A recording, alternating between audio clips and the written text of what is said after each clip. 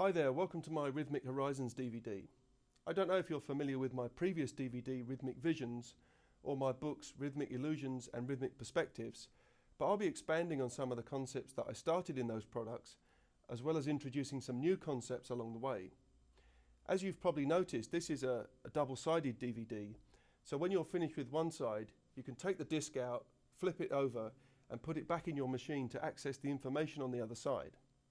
I've structured this side of the disc to have a lessons chapter where I get to closely detail some of my concepts and exercises, and a tunes chapter where you can see me performing a few pieces which have some relevance to the lessons. And then on the other side of this disc there's a just for fun chapter which is basically there for a bit of entertainment, although even that is based on a rhythmic illusions concept which some of you might recognise. Plus there's some extra files on the B-side which I'll explain how to access later on. It just so happens that all the lessons and tunes are related to each other in one way or another, and you'll find that their paths cross many times.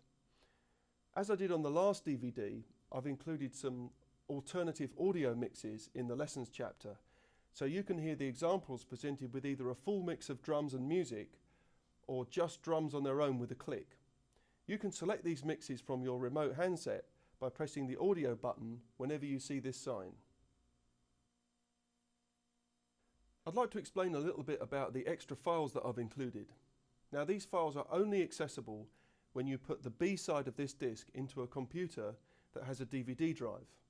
Then when you find the icon of the disc inside your computer and open it up, you'll see the usual Video TS and Audio TS folders that are there on all DVDs.